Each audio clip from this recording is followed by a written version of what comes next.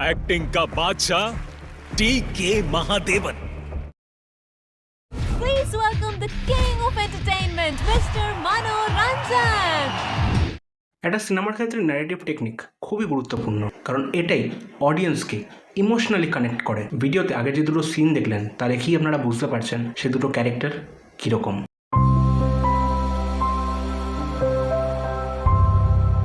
Unbiased টক্সের নতুন video আপনাদের সকলকে নিয়ে স্বাগত। আমি সপ্তর্ষি। আশা করছি থাম্বনেল দেখেই আপনারা বুঝতে পেরেছেন যে আজ কী নিয়ে আলোচনা হবে, এবং আজ থেকেই শুরু হচ্ছে আমার নতুন সিরিজ মুভি থিংস। এই সিরিজে সিনেমার ভেতরের ডিটেলড নেগেটিভ টেকনিক্স নিয়ে আলোচনা করা হবে, যা ক্যারেক্টার ডেভেলপমেন্ট এবং আমাদের মতো অডিয়েন্সকে গাইড করতে সাহায্য করে।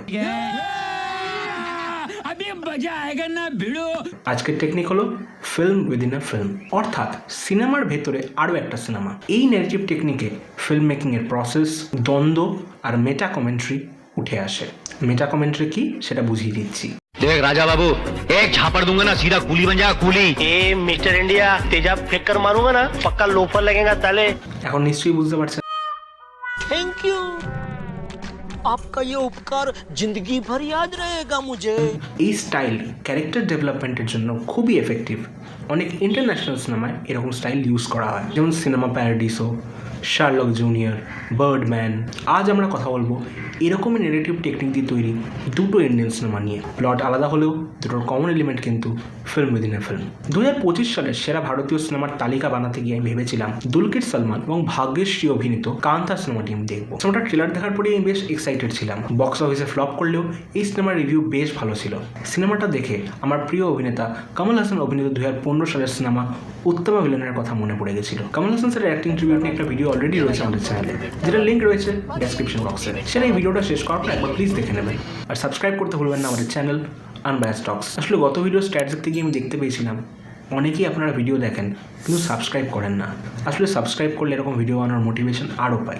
এবার আসি গল্প। जल्दी बोल, कल सुबह पनवेल निकलना है। আচ্ছা, এখানে কিন্তু আমি কোনো সিনেমার রিভিউ করব না, কয়েকটা বিশেষ পয়েন্ট নিয়ে আলোচনা করব। যদি আপনারা আগে এই দুটো সিনেমা দেখে থাকেন তাহলে আপনাদের বেশ ভালো লাগবে, আর যদি না দেখে থাকেন তাহলে আমার ভিডিওটা দেখার পর গিয়ে সিনেমাটা দেখে নেবেন। দুটো সিনেমার যুগ আলাদা হলেও এই সিনেমা দুটোর মধ্যে বেশ সিমিলারিটি আছে। First, personal turmoil. উত্তম ভিলেনে মনোরঞ্জন চাইছেন অমরত্ব, কারণ জানেন তার কাছে সময় অনেক কম। সিনেমাটা হিরোর নামও poetic, Manoranjan, the person who entertains. তার গুরুর নাম মার্গদর্শী, যিনি পথ প্রদর্শন করেন। মনোরঞ্জনের জীবনে এক্সট্রা ম্যারিটাল অ্যাফেয়ার্স, পরিবারে ভাঙন, নিজের লেগাসি থাকা সত্ত্বেও ভেতরে ভেতরে ভেঙে পড়া, এই সব কিছু দেখানো হয়। যখন সে জানতে পারে সে জীবনের শেষ জায়গায় দাঁড়িয়ে রয়েছে, তখন সে এমন একটি সিনেমায় অভিনয় করতে চায় যেখানে সে মৃত্যুকে জয় করছে, অথচ পর্দায় জয় করলেও সে বাস্তবে কিন্তু হেরে যাচ্ছে। আর আমরা কিন্তু সেটা সিনেমার মাধ্যমে দেখছি, যেটা থেকে একটাই জিনিসই বোঝা যায়, শিল্পীরা অমর। কান্তা সিনেমায় আবার হিরো একটা ইনসিডেন্টে জড়িয়ে পড়ে, যার ফলে তার বিয়ে এবং কেরিয়ার দুটো জায়গাতেই সে সমস্যা ফেস করছে। এই ক্যারেক্টারের কিন্তু মৃত্যু নিয়ে কোনো ভয় নেই, কিন্তু এই ঘটনার জন্য তার স্টারডম কিছুটা হলেও তলানি দিয়ে যাচ্ছে। শেষমেশ আবার সিনেমার মাধ্যমেই তাকে তার ইমেজটা ঠিক করতে হবে।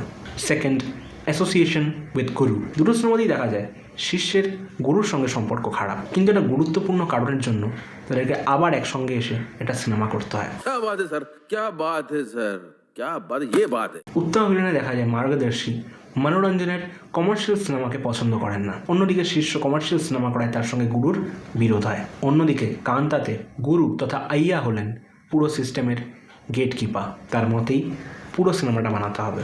দুটোতেই গুরু ভিলেন নয়, সে আসলে হিরোকে সত্যিটা দেখায়। নাম্বার 3, মেকিং আ movie together yet again. Ego clash, পুরনো ক্ষত, ভাঙা সম্পর্ক, সব কিছুর পরেও তারা সিনেমা বানাতে একসাথে ফিরে আসে, কারণ সিনেমাই দিনের শেষে তাদের কমন অ্যাসপেক্ট।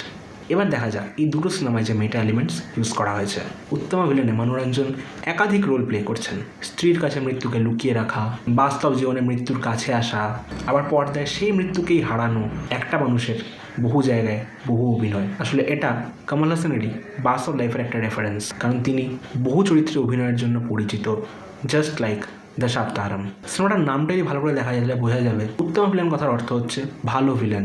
কমল হাসানের আলাবন্দন সিনেমাতেও সেম থিম দেখানো হয়েছে, যেখানে তিনি বলেন কাডাবুল পাতি মেরুগাম পাতি, যার অর্থ I am half god, I am half piece.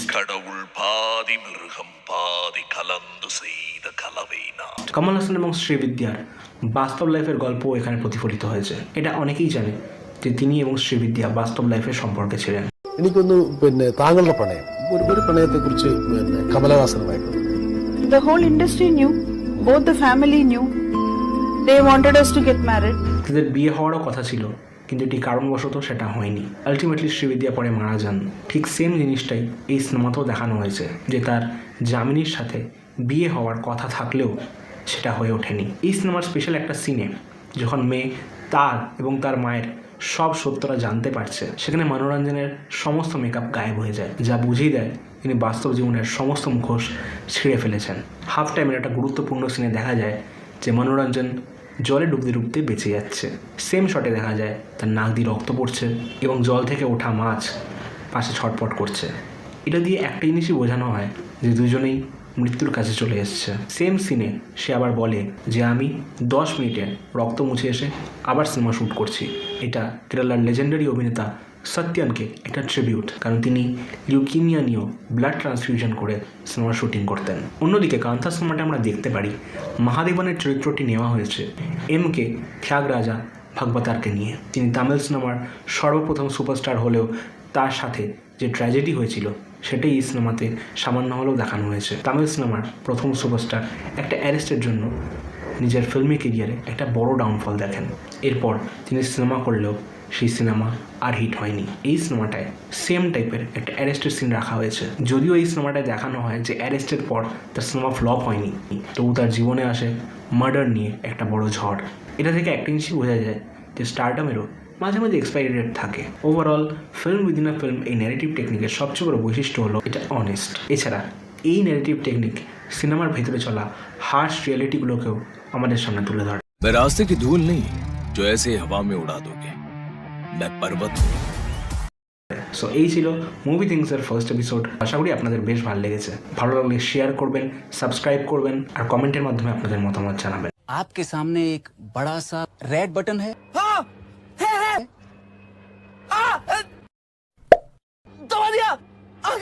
খুব শিগগিরই দেখা হবে নতুন ভিডিওয়ে। কথা হবে সিনেমা নিয়ে।